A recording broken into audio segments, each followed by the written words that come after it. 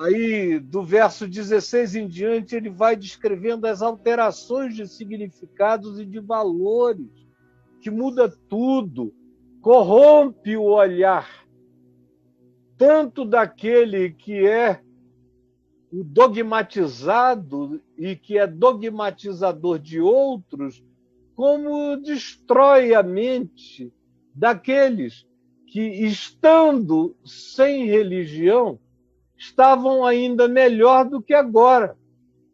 E Jesus é quem diz isso. Vocês dão uma volta no mundo para converter alguém e fazer esse alguém um filho do inferno. 2 vezes pior do que vocês mesmos. De modo que o que vocês chamam de anúncio de Boa Nova dos judeus, de Moisés, ou mesmo hoje em dia de Jesus, praticada nesse espírito, só faz o mundo piorar e piorar e piorar. E aqueles que praticam a nossa religião não melhoraram o ocidente da terra, ao contrário, fizeram disso aqui um lugar de reprimidos que geração após geração expressam a sua tara de maneira mais adoecida e que mais corrompem a própria natureza da sociedade, do olhar e da interpretação da vida. Ele vai adiante dizendo coisas extraordinariamente fortes sobre essa inversão de significados. E depois ele vai dizer que essas pessoas são de uma hipocrisia extraordinária, conhecedores da lei, das escrituras, da Bíblia, mas hipócritas. Eles só têm fachada, eles só são para fora, e eles vão se tornando homicidas. É o que Jesus diz aqui. Esse negócio cresce tanto que depois de um tempo eles estão dispostos a matar o estranho, o diferente, vão se tornando assassinos, é a palavra que Jesus diz. Assassinos de profetas, assassinos do próximo, assassinos de tudo, porque a natureza do ser humano não consegue viver de hipocrisia em hipocrisia, mudando e alterando significados, trocando a verdade pela mentira, sem que isso não produza o que Jesus chama aqui de serpentes, de víboras peçonhentas. É o que ele diz, não sou eu que estou dizendo. Ele as chama assim, chama esses indivíduos de raça de víboras, de gente venenosa, que vai passando essa peçonha e que são capazes do espírito de um ódio crescente. Essa é a psicologia do culto às exterioridades, que não tem nada a ver com a verdade e a sinceridade do coração. E Jesus não poupa designações para esses indivíduos, as mais pesadas, são mais fortes do que o chicote com azorrague. São tão violentas que se tornam insuportáveis. E é por causa disso que eles se juntam de vez. E quando acontece a ressurreição de Lázaro, ele disse, agora chega, a gente mata ou ele engole a gente? Vamos matar. É só mais um profeta morto. Agora, no verso 24, Jesus diz algo que é sobre o que eu gostaria de falar. Guias cegos, que coais o mosquito e engolis o camelo. Guias cegos, que coais o mosquito e engolis camelos. Eles são capazes de se dedicar, de pegarem uma lupa. E não é trabalho científico, não é microbiologia. não é infectologia, não é nenhuma prevenção pandêmica, não. Não é contra a Aedes aegypti, não é contra a malária, não. É apenas uma intenção de valorizar o que é mínimo, enquanto eles próprios são capazes de engolir um camelo. Veja essa imagem, essa caricatura. Isso tem que ser visto e lido como uma charge, como um cartoon. Aqueles caras com a lupa tentando dissecar um camelo, uma fimose, uma circuncisão, uma minimalidade. São de um minimalismo perverso. Enquanto isso, enquanto a lupa aponta na direção do mosquito, eu vou rever ele tentando cortar a boca de um camelo, puxando o camelo, dizendo: nem dói, é gostoso, é natural, é assim mesmo, é o meu sanduíche preferido. Obrigado, Senhor. Engolhendo o camelo da morte, do assassínio, do ódio, da hipocrisia, da mentira, desse espírito missiologicamente tarado que vai para o outro lado do oceano para tentar fazer um índio se vestir como um americano, ou um africano se vestir como um inglês no passado, ou até hoje tentando fazer com que populações indígenas ou nativas se transformem em evangélicos ou em católicos, segundo o modelo ocidental consagrado apenas pelas nossas próprias doenças de natureza cultural. E a gente quer transferir isso para os outros. E engolindo camelo. Meu Deus, não poderia haver uma imagem, eu não encontrei até hoje na leitura dos sábios do Oriente, nem dos psicólogos, nem do Dr. Freud, que iniciou esse processo. Em ninguém eu encontrei uma imagem para definir esse desfocamento, essa perversão cognitiva, como aqui nessa descrição de Jesus. Guias cegos, e ainda se oferecem para levarem as pessoas pelas mãos. Jesus diz: vocês vão adoecendo essas pessoas. Quem segue vocês perde a cognitividade saudável, perde o senso de realidade, perde a perspectiva de humanidade, perde a ideia de respeito pela individualidade do próximo, perde a alegria na diversidade humana.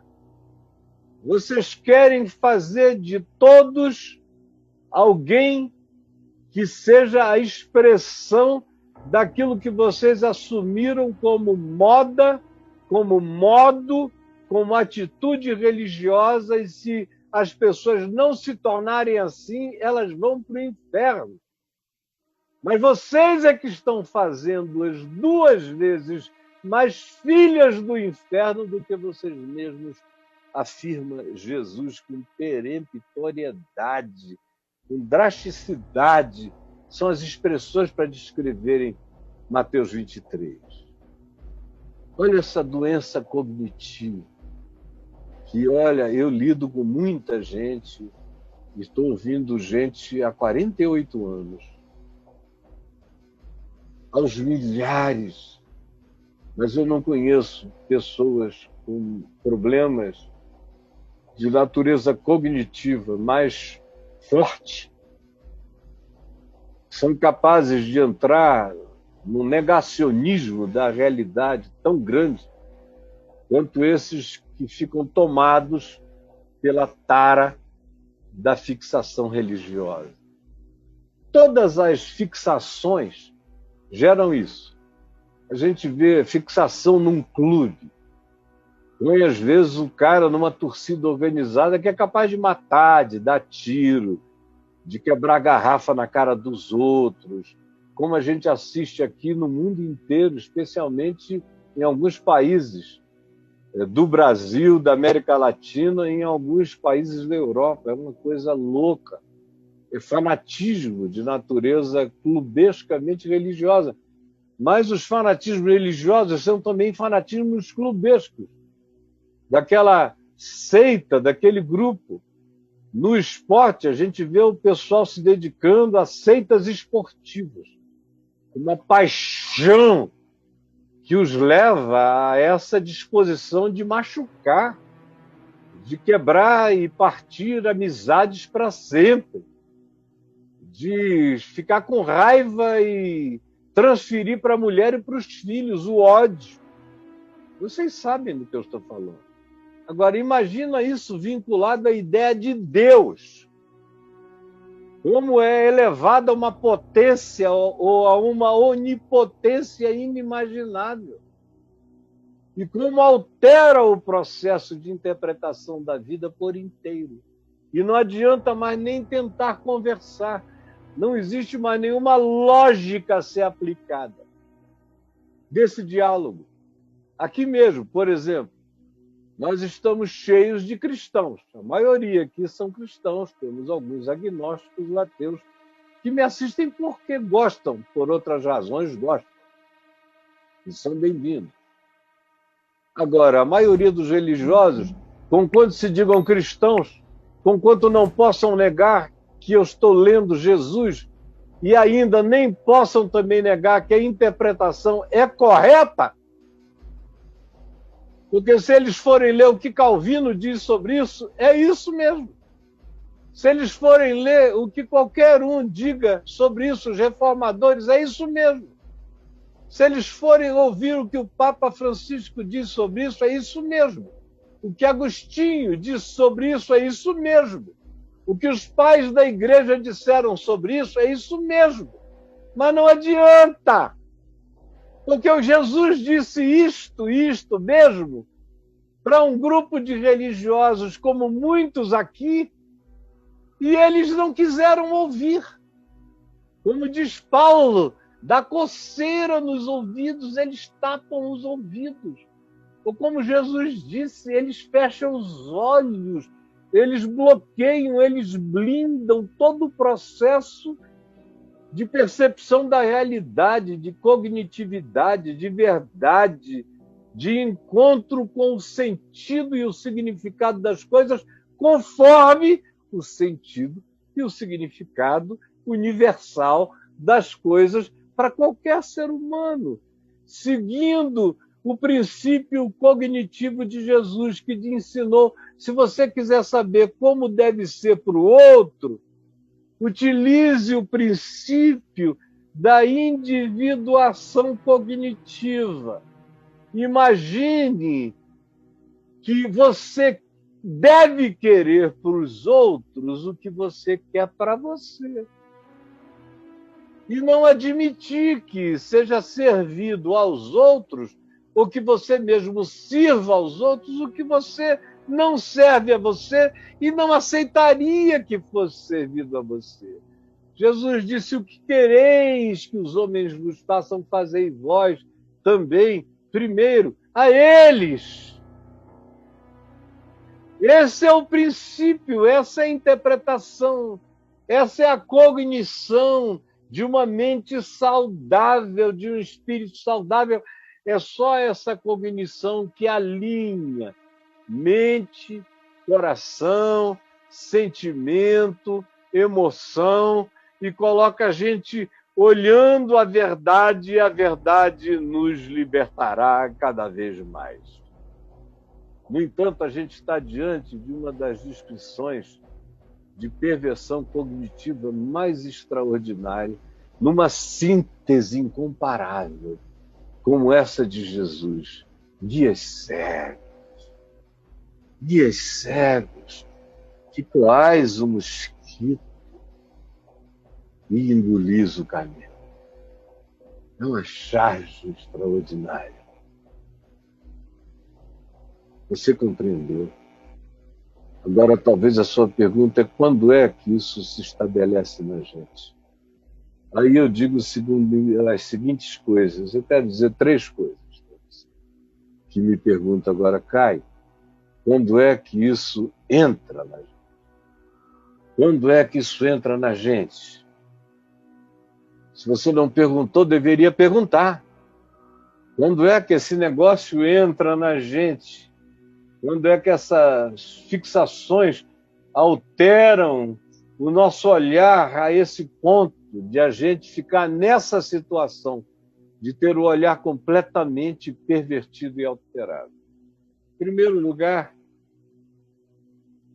quando você entrega a sua mente aos dogmas religiosos, como se houvessem dogmas religiosos. Existem dogmas religiosos, segundo os homens e a religião. Mas para Jesus, os dogmas religiosos estão todos relativizados, porque para ele só há um dogma. Ama o teu próximo como a ti mesmo. O que quereis que os homens vos façam, fazei vós também a eles. Esse é o único dogma. Um único mandamento eu vos dou, que vos ameis uns aos outros, assim como eu vos amei. Há um só dogma. E, meu Deus, se você lê os evangelhos, você só encontra esse dogma. Se você lê as cartas do apóstolo Paulo, você só encontra esse dogma. Se você lê a primeira epístola de João, você só encontra esse dogma. Só há um. Como ele mesmo disse, pouco é necessário ou mesmo uma só coisa. É que você ame, e ame a Deus amando o seu próximo, conforme ele ensinou. A religião, todavia, tem muitos dogmas, e quando você se entrega ao dogma religioso, ao dogma teológico, por exemplo, que é um argumento, o cara diz, não é um dogma religioso, é uma sistematização racional, teológica,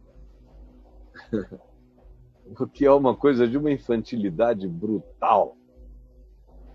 Não existe isso. A gente faz qualquer que seja a leitura a partir da acumulação das nossas pré-compreensões. E se as nossas pré-compreensões são de natureza dogmática, que conduzem a nossa mente a uma fixação que não nos permite mais nenhuma outra percepção ou observação, a gente fica cego, como Jesus aqui diz, guias cegos. Você pode até dizer que é guia de alguém, mas você é só o cego liderando a fileira dos cegos, como Jesus disse, até caírem todos no abismo. Todos. Essa coisa, deixa eu chamar de coisa, toma conta da gente, empedra, tira a plasticidade cerebral, a flexibilidade, a maleabilidade, a capacidade de aprendizagem e mata o espírito. E enlouquece a alma, a tal ponto que a gente fica completamente cego, patologizado pelo dogma teológico. Aí vem a segunda coisa, o dogma teológico produz, obviamente, comportamentalismo. Não fica só na base de um conceito. Aquele conceito tem que se transformar num comportamento que é moral, porque acaba sendo Moral porque não é ético. Não tem nada a ver com o ethos da vida. Tem a ver com a média ponderada daquele grupo. A média ponderada do nosso cercadinho religioso, teológico, ideológico de qualquer natureza. Isso produz essa moral do nosso grupo que é imposta sobre o mundo inteiro. E aí começa a missionarice, que faz você atravessar o mundo para fazer um prosélito 2 vezes mais filho do inferno do que você. Dói, né? Ouvir isso. Eu peço que você perdoe a Jesus por ter falado isso e me perdoe por estar dizendo o que ele ensinou, o que ele profetizou, o que ele exortou, o que ele rasgou como mentira de mortalha na nossa cara. Aí o dogma teológico que produz o dogma de costumes gera imediatamente o dogma psicológico. Porque daí em diante não adianta, a pessoa se torna imutável. Aí, minha gente, só aquela vinda de Jesus com uma voadora celestial no peito de Saulo de Tarso, conforme Atos 9. Só uma coisa assim, essa voadora celestial do Cristo ressuscitado nos peitos de Paulo, porque Paulo era o mais fanático dos fanáticos. Era capaz de matar como matou, de torturar como torturou, como ele diz. Por isso ele faz questão de dizer: eu sou o menor, não sou nem digno de ser chamado ou tratado como apóstolo, porque eu persegui a igreja de Deus e matei, e obriguei muita gente a blasfemar, a negar a fé. Quando se chega nesse ponto de endurecimento, só uma soberania arrombante pode mudar a mente. É por isso que eu não discuto em rede social. Eu não discuto. Eu gostaria até de pagar alguém para ficar lá falando por mim, mas eu não tenho condição. Eu, pessoalmente, não acredito que quando a pessoa chega ali com aqueles ódios todos, uma fala minha vá mudar coisa alguma. Muito menos uma fala de contestação. E, às vezes, eu tento ir com apenas meiguice, deixar, Senhor, pega essa meiguice e aplica do coração do indivíduo. E tem alguns que apenas param de molestar, mas eles não mudam, não mudam. Eu vejo gente próxima de mim, gente que, inclusive, eu sei que me ama, me quer bem, mas eles foram para além da capacidade de ouvir. Eles não conseguem mais porque o bloqueio psicológico, a barreira cognitiva, o véu do entendimento lhes foi tirado, como diz Paulo em 2 aos Coríntios 3 e 4, especialmente no capítulo 4. É aquele véu que cega o entendimento dos incrédulos. E assim como Jesus aqui está falando com religiosos, Paulo lá em 2 aos Coríntios 4 está falando com religiosos de Corinto também. Não é para ateus. Ateus, em geral, não sofrem disso, são fáceis. Agnósticos já estão dizendo: eu estou aberto, eu não tenho conhecimento de nada. Vamos conversar. Foi por isso que Jesus disse que meretrizes, publicanos e pecadores precediam os religiosos de Israel no reino dos céus, vos precederão. Os de vocês que entrarem, entrarão depois das prostitutas e dos pecadores, porque eles não têm dogma de nada, eles aplaudem qualquer que seja a verdade singela que chega no coração deles, eles dizem: fica aqui, fica comigo, não vai mais não, deixa eu ter acesso a você, como eu vejo todo dia acontecer. Agora, pergunte-se, o quão blindado você está? Uma coisa fácil, e a gente vê, por exemplo, eu olhei aqui para baixo, tem 4 haters. Foram os que tiveram a coragem de ir entrando aqui. Alguns nem param para ouvir. O Caio fala toda manhã, deixa eu ir lá dizer que eu não gosto. Agora, é mais louco ainda se o cara diz que é cristão, fica ouvindo, não tem o que dizer em contrário, se encontrar comigo vai beijar minha mão, mas aqui, para ele não se converter, para ele não dialogar com ele mesmo, ou ele diz que não gostou, ou ele ouve algo que é tão verdadeiro, verdadeiro, que ele pula fora e diz: eu não vou ficar aqui não, porque isso é perigoso. Como eu já ouvi pessoas dizer. Eu ouvia fragmentos do que você falava, me dizem algumas pessoas. Eu não ficava para ouvir mais, porque eu achava perigoso, insuportável, incontestável, e eu não queria me converter ao Evangelho puro e simples. Em que estado mental você está? E se você não está nesse estado, tome todavia cuidado, porque é sutil a chegada nele.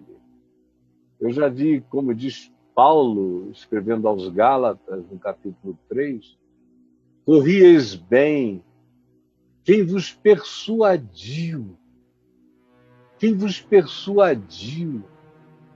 a deixardes o Evangelho, a voltardes atrás? Quem? Eu conheço pessoas que iam correndo bem. Aí encontram alguém aqui na internet, uma fala.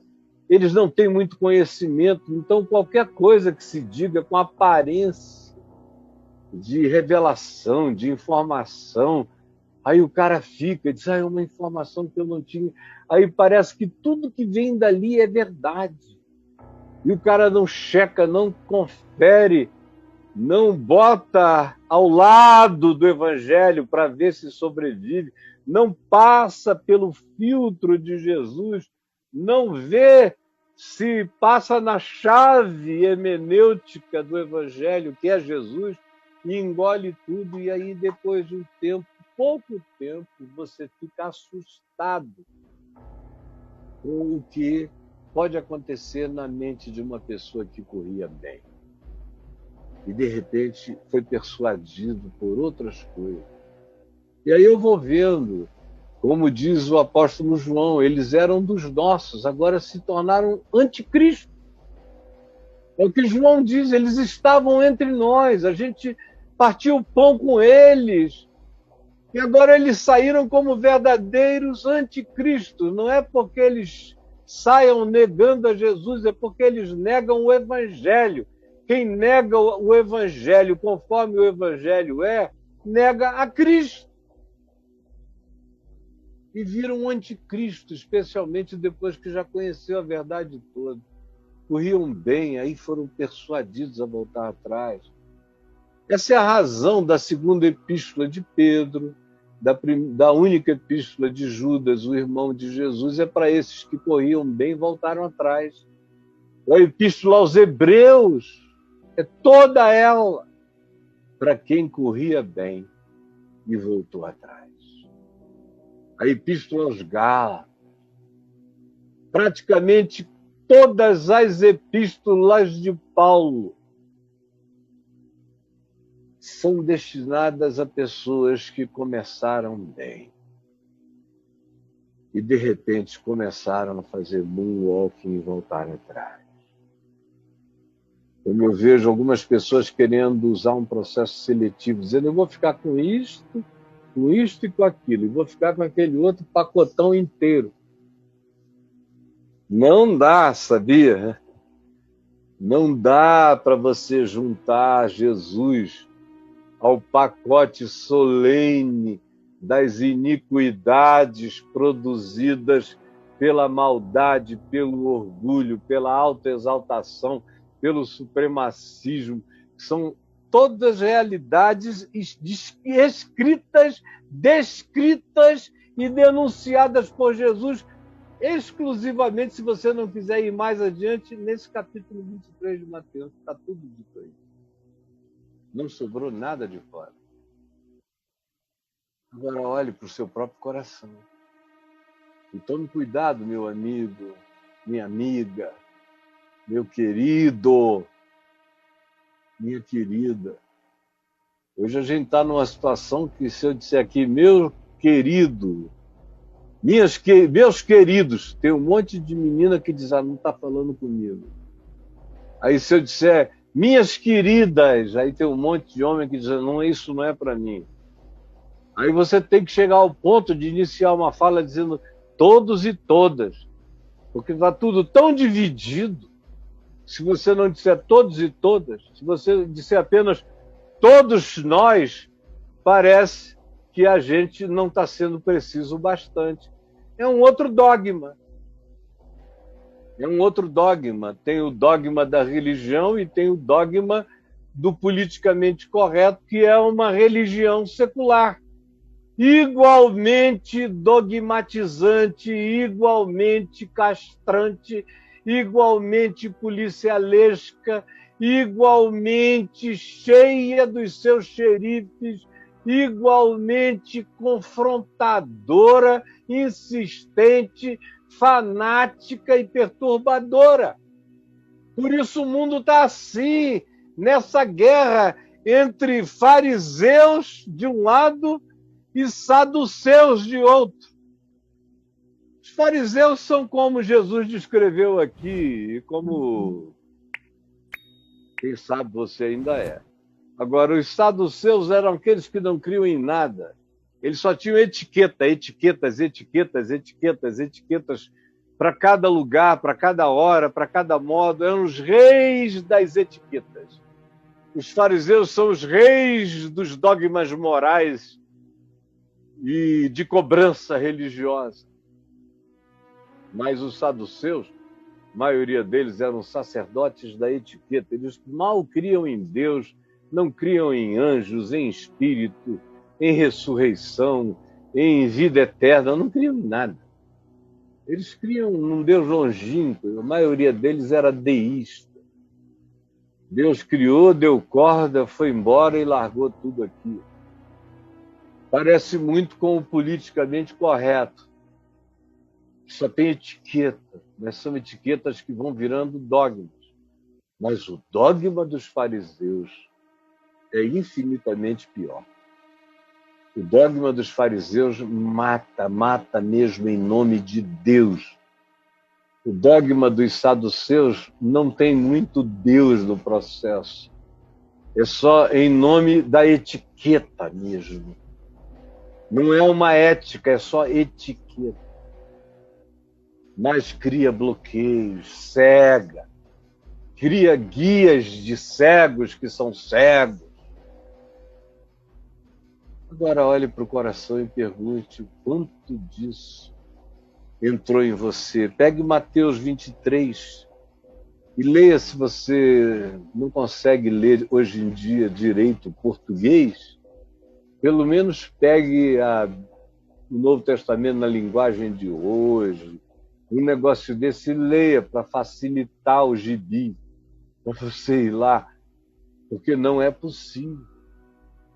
Eu só entendo que você olhe para Mateus 23 e fique como está se você não souber ler. Ou então se você tiver se tornado um ser com esse bloqueio, com essa crosta inatravessável. Aí um dia a gente se arrebenta. A gente explode, a gente espoca. Normalmente essas pessoas são aquelas que, depois de um tempo, a gente diz, não me diga, O cara pegava a filha, ele era isso, ele fazia aquilo, porque é só fachada, é só máscara. É para os outros, não é para ele.